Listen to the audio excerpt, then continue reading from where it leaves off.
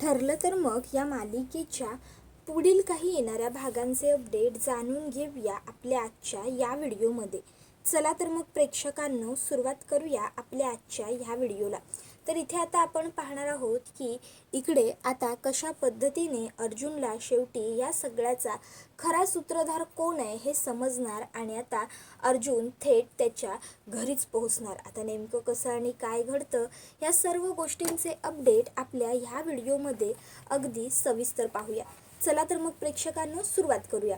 तर आता आपण इथे पाहतोय की इकडे अर्जुन हा विचार करत असतो की ह्या सगळ्यात सायलीला कोणी फसवलं असेल आणि मुळात हा मुलींचा धंदा वगैरे नेमकं कोण करत असेल, कोणाची एवढी हिंमत आहे. मग त्यावेळी अर्जुनच्या लक्षात येतं महिपत शिखरे. जेलमधून आल्यानंतर तो बाबा तर बनलेला आहे, पण नक्की तो खरोखर सुधारला आहे का नाही याची अजून कुठलीही शाश्वती झालेली नाही आहे.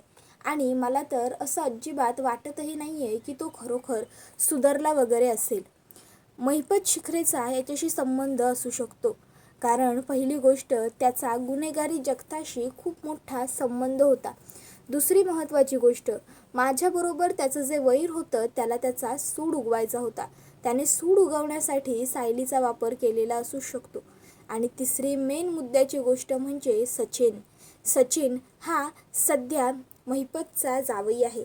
सचिन घरी येऊन टोमणे वगैरे मारून गेला, याचा अर्थ कदाचित सचिनचाही संबंध या सगळ्याच्या कुठेतरी आहे. आणि सचिनने महिपतला मदत केली असणार, कारण त्याला सुद्धा आम्हा सुभेदारांना त्रास द्यायचाच होता. याचा अर्थ नक्कीच या सगळ्याच्या मागे कुठेतरी सचिन महिपत हे जोडलेले आहेत, कारण सचिनची गर्लफ्रेंड साक्षी आहे, साक्षीचा बाप महिपत आहे आणि ते तिघही जण एकमेकाशी इंटरकनेक्टेड असणार, कारण साक्षी जिवंत आहे ही गोष्ट अर्जुनलाच माहिती आहे ना.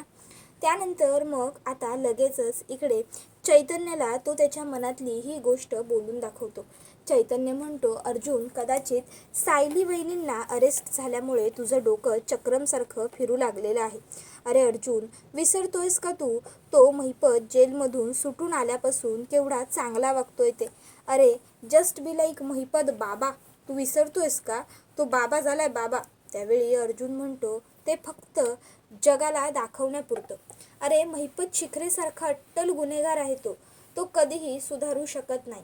एक वेळ त्याची सावली त्याची साथ सोडेल, पण गुन्हेगार तो आहे, गुन्हेगारी त्याला कधीच सोडणार नाही. मला खात्री आहे चैतन्य, आपण एक काम करायला हवं. आपण स्वतः जातीने त्याच्या घरी जायला हवं आणि तिकडे जाऊन बघायला हवं. एकदा का आपण तिकडे गेलो ना की त्यानंतरच मग आपल्याला अंदाज येईल नेमकं तिकडे काय सुरू आहे आणि कसं सुरू आहे ते. त्याबरोबर चैतन्य म्हणतो, अरे अर्जुन, पण तुला वाटतं का इतक्या सहजासहजी तो महिपत शिखरे आपल्याला स्वतःच्या घरामध्ये घेईल म्हणून? त्यावेळी अर्जुन म्हणतो, हो घेणार, कारण आत्ताच तू म्हणाल्याप्रमाणे सध्या तो महिपत नाही, महिपत बाबा आहे ना. त्याबरोबर मग चैतन्य म्हणतो, अर्जुन, जर तू म्हणतोयस तर ठीक आहे, आपण जाऊ त्याच्या घरी.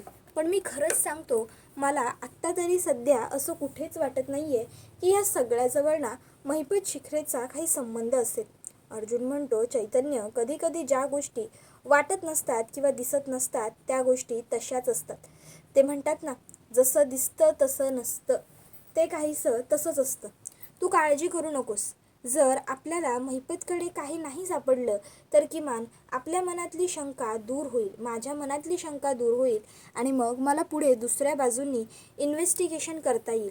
पण माझ्या मनात आलेली शंका आहे, सो ती क्लिअर व्हायला हवी ना. नेमकं महिपत हा इतका कसा सुधारला, काय झालं?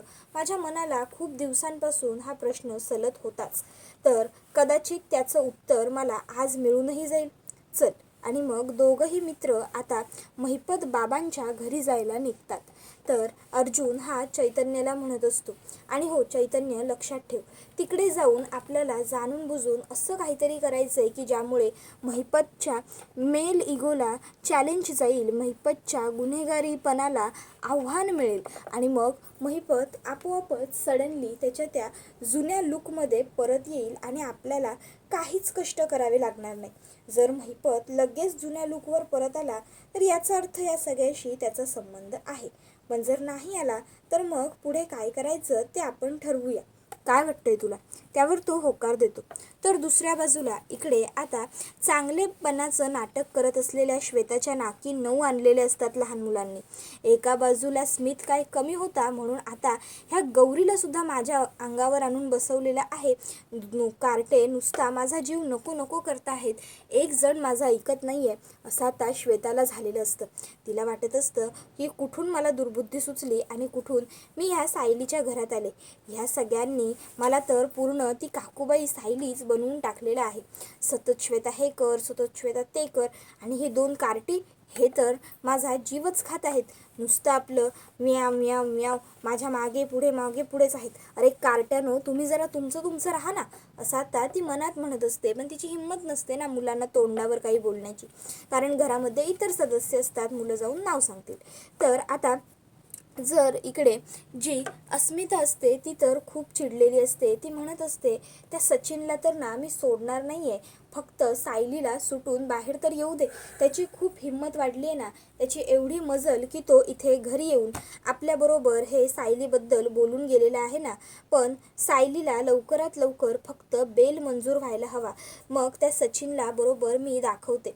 सायलीवरचे सगळे आरोप खोटे आहेत हे सिद्ध झालं ना की मग मी सोडणार नाही आहे त्या सचिनला. त्याला काय वाटलं की तो माझ्या घरी येऊन नको ते बरळून गेला आणि मी त्याला काहीही बोलणार नाही किंवा मी त्याला इतक्या सहजासहजी इतका सुखी सोडून देईन नाही. खूप मोठ्या भ्रमात आहे तो. नाही जर त्याला अद्दल घडवली तर माझं सुद्धा नाव अस्मिता नाही, नीच, नालायक, निर्लज्ज. त्याबरोबर मग आता कल्पना म्हणत असते, अस्मिता हे बघ, तू जरा शांत हो आणि त्या नीच नालायकाचा इतका विचार करण्याची ना तुला काही एक गरज नाही आहे. तो कसा आहे हे काय आपल्याला माहीत नाही आहे का? तर तू एवढा त्याच्या बोलण्याचा विचार करतेस. अगं, तो स्वतः कसा चांगला आहे हे सिद्ध करण्यासाठी तो आपल्या सायलीला नावं ठेवत होता आणि तू उगाचच्या उगाच त्याचं बोलणं एवढं मनावर घेतेस. अस्मिता हे बघ, सध्या आपण सगळ्यांनी एकीने राहणं, शांत राहणं, रिलॅक्स राहणं खूप जास्त गरजेचं आहे असं तूच आम्हाला सगळ्यांना समजावत होतीस ना, आणि आता तूच ही अशी वेड्यासारखी वागतेस. हे बघ, त्या सचिनचं बोलणं मनावर नको घेऊस, दे सोडून तू तो विषय. त्याबरोबर मग आता लगेचच इकडे प्रतिमा आत्यासुद्धा म्हणते, आणि अस्मिता अगं, स्मित समोर त्याच्या वडिलांबद्दल हे असं नको बोलत जाऊ. लहान मुलांचं वय जसं जसं हळूहळू वाढत जातं त्यांची अक्कल येत जाते, आणि जर तू सतत स्मितच्या समोर हे असं बोललीस तर त्याला वाईट वाटेल गं. त्याचा बाप कसा आहे हे त्याला लहानपणापासूनच समजेल आणि खरोखर ही गोष्ट चांगली नाही आहे स्मितसाठी. त्यामुळे प्लीज उगाचच्या उगाच स्मितला त्रास होईल असं काहीही करू नकोस. त्याबरोबर मग इकडे अश्विन म्हणतो, नाही आत्या, उलट बरं होईल त्याला लहानपणापासूनच त्याचा बाप कसा आहे ते समजलं तर. किमान त्याला हे तरी कळेल ना की कसा माणूस आपल्याला पुढे जाऊन भविष्यात बनायचं नाही आहे. उलट तेच चांगलं ठरेल. त्याबरोबर दुसऱ्या बाजूला हे सगळं काही श्वेता ऐकत असते. श्वेता विचार करते, बाप रे, सचिनच्या येण्याने तर इकडे वातावरण एकदमच तापलेलं आहे. वा वा वा, चांगलं आहे. ह्या वातावरणाची एक झलक इकडे प्रियाला आणि सचिनला बघण्याची संधी तर मिळायलाच हवी. मग आता ती काय करते, ती अलगस तिचा मोबाईल काढते आणि तिच्या मोबाईलमध्ये घरातल्या सगळ्यांचं बोलणं शूट करत असते, रेकॉर्ड करत असते. आणि मग ती ते सगळं बोलणं शूट करते आणि ते शूट केलेलं आपल्या मोबाईलमध्ये सेव्ह करते आणि नंतर ते प्रियाला पाठवून देते. आता प्रियाला ते सगळं रेकॉर्डिंग पाठवल्याच्या नंतर प्रियाला इकडे प्रश्न पडतो की नेमकं हिने हे असं काय पाठवलंय. मग प्रिया ताबडतोब तिला कॉल करते आणि विचारते की नेमकं काय पाठवायचं होतं तुला. तिकडे ते सगळे सुभेदार सचिनला शिव्या घालत आहेत आणि तुम्हाला त्याचा व्हिडिओ बनवून पाठवलाय. काय म्हणायचं काय ह्या व्हिडिओला? त्यावेळी ती म्हणते, तेच तर सांगते ना मी तुला. सचिनला इकडे सगळेजण शिव्या घालतायत कारण सचिन इकडे येऊन गेला. सचिनने येऊन इकडे चांगली सुभेदारांना धमकीच दिली की मला घरातून बाहेर हकललं, माझा तर गुन्हा छोटा होता, तुमच्या सुनेचा तर एवढा मोठा गुन्हा आहे, सुभेदारांच्या दोन्ही सुना जेलमध्ये वगैरे वगैरे बरंच काही येऊन तो इथं बरळून गेलाय. सगळे सुभेदार एकदम भडकलेत, फुल भडकलेत त्याच्यावरती. खरंच आज सुभेदारांचा जो काही अपमान केला आहे ना सचिनने, एकदम भारी वाटत होतं मला. खूप माज आहे ना ह्या सुभेदारांना, यांना की यांच्यासारखं कोणीच नाही. आता खरंच यांच्यासारखं कोणीच नाही. अख्ख्या पनवेलमध्ये खरंच यांच्यासारखं कोणी नाही. यांच्या घरच्या 2-2 सुना तुरुंगात आहेत म्हटल्यावर आणखीन काय हवंय. त्याबरोबर मग आता लगेचच इकडे प्रिया म्हणते, ए पुरे कर, 2-2 सुना, 2-2 सुना. विसरतेस का? सुभेदारांची धाकटी सून मी आहे, मी. आणि मी सुद्धा जेलमध्येच आहे. तर दुसऱ्या बाजूला इकडे आपला जो अर्जुन आहे तो आणि चैतन्य हे दोघंही जण महिपत बाबांच्या घरी पोहोचलेले असतात. आता महिपत बाबांच्या घरी पोहोचल्याच्या नंतर मग अर्जुन चैतन्याला पुन्हा एकदा आठवण करून देतो. चैतन्य हे बघ, एकदम आपल्याला रागातमात जायचं आहे आतमध्ये, चल. आणि मग ते दोघं जण एकदम रागामध्ये आत आलेले असतात. आता महिपत बाबा हे त्यांचं सेशन घेतच असतात, त्यांचं सत्संग भरलेलं असतं. महिपत बाबा की जय, महिपत बाबा की जय, महिपत बाबा की जय, महिपत बाबा की जय. महिपत बाबा, तुमच्या आशीर्वादाने आजपर्यंत आमचं कल्याण झालं. महिपत बाबा, तुम्ही अशीच आम्हाला कायम चांगली वाट दाखवत राहा, असं लोक म्हणत असतात. आणि महिपत बाबा लोकांना अजून बुद्धू बनवत असतो. महिपत बाबा म्हणत असतो की अरे, मीच तुमच्या कल्याणासाठी आणि पर्यायाने ह्या जगाच्या कल्याणासाठी हा मार्ग निवडला. मला शेवटी कळून चुकलं, वाईट मार्गावर काहीही चालून उपयोग नाही. आणि म्हणूनच मी हा चांगला समाज कल्याणाचा, समाज सुधारण्याचा मार्ग निवडला. आता तुम्हीच माझे घर, तुम्हीच माझे कुटुंब. आजपर्यंत मला असं वाटायचं की माझं कुटुंब नाही, माझं घर नाही, मला कोणी नाही. पण जेव्हापासून मी चांगल्या मार्गाला लागलोय तेव्हापासून तुमच्यासारख्या हजारो लोकांना मी चांगला बोध दिला, तुमच्यासारख्या लोकांना मी बोध दिला. आणि आज माझं एवढं मोठं कुटुंब आहे, एवढं मोठं आश्रम आहे. त्यावेळी अर्जुन तिकडे पोहोचतो आणि म्हणतो, ए महिपत, बास, खरंच बास झाला आता. नाही, मानली तुझी ॲक्टिंग, हॅट्स ऑफ, ऑस्कर लेवलची तू ॲक्टिंग करतोस. पण तुला काय वाटतं, कळणार नाही आम्हाला?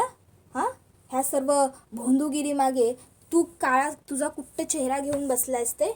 हे बघ महिपत, मला खात्री आहे की जे काही सायलीच्या बाबतीत घडतंय ना त्यामागे तुझा हात आहे. आमच्या आश्रमातल्या मुली किडनॅप झाल्यात, यामध्ये सुद्धा तुझाच दोष आहे. त्यामुळे बऱ्या बोलाने कबूल करा हे सगळं. माझ्या बायकोला शिक्षा मिळवून देण्यासाठी हे सगळं जाणून बुजून केलंत ना, माझ्या बायकोला मुद्दाम अडकवलंत ना ह्या सगळ्यात. बोल लवकर खरं महिपत शिखरे, बोल.